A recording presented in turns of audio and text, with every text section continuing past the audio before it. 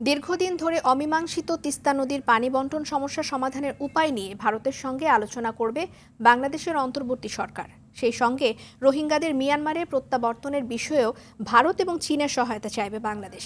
এক সাক্ষাৎকারে ভারতীয় বার্তা সংস্থা পিটিআইকে এসব কথা বলেন প্রধান উপদেষ্টা ডক্টর মোহাম্মদ ইউনূস। তিনি বলেন, তিস্তার পানি বণ্টন আন্তর্জাতিক আইন মেনেই হতে হবে। পাশাপাশি দক্ষিণ এশীয় আঞ্চলিক সহযোগিতা সংস্থা সার্কের চেতনার পুনরুজ্জীবন ঘটানোর চেষ্টার কথাও জানান ইউনূস। বিনিয়ামিনের রিপোর্টে বিস্তারিত থাকছে। বাংলাদেশ ও ভারতের মধ্যে অমীমাংসিত সমস্যার একটি হচ্ছে তিস্তা নদীর পানির সুষ্ঠু বণ্টন। তিস্তার পানি নিয়ে দেশের উত্তরের জনপদের মানুষের দুর্ভোগ বহুমাত্রিক। শুষ্ক মৌসুমে নদী একেবারেই শুকিয়ে যায়, আর বর্ষাকালে তিস্তায় ভারত থেকে আসা পানির ঢলে বন্যা ও ভাঙনের শিকার হয় রংপুরের বিস্তীর্ণ এলাকা। ভারতের কেন্দ্রীয় সরকারের সঙ্গে কয়েকবার সমঝোতা এলেও পশ্চিমবঙ্গের রাজ্য সরকারের বিরোধিতায় হয়নি তিস্তা চুক্তি।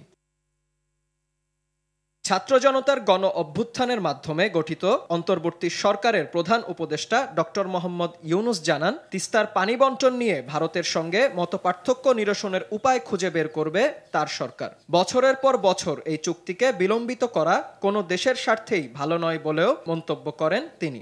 ভারতীয় বার্তা সংস্থা পিটিআইকে দেয়া সাক্ষাৎকারে ডক্টর ইউনূস বলেন, দুই দেশের মধ্যে পানি বণ্টন সমস্যাটি অবশ্যই আন্তর্জাতিক নিয়ম অনুযায়ী সমাধান করা উচিত।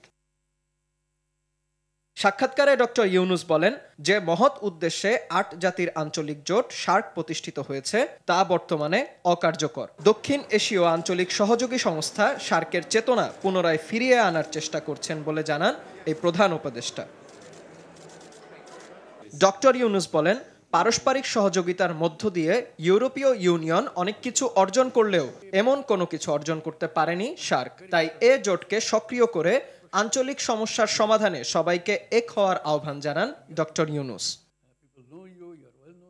এছাড়া রোহিঙ্গারা দেশের অর্থনীতিতে মারাত্মক চাপ তৈরি করছে উল্লেখ করে ডক্টর ইউনূস বলেন, মিয়ানমারের সঙ্গে সুসম্পর্ক থাকায় রোহিঙ্গা প্রত্যাবাসনে ভারতের সহায়তা প্রয়োজন। বিনিয়ামিন, RTV।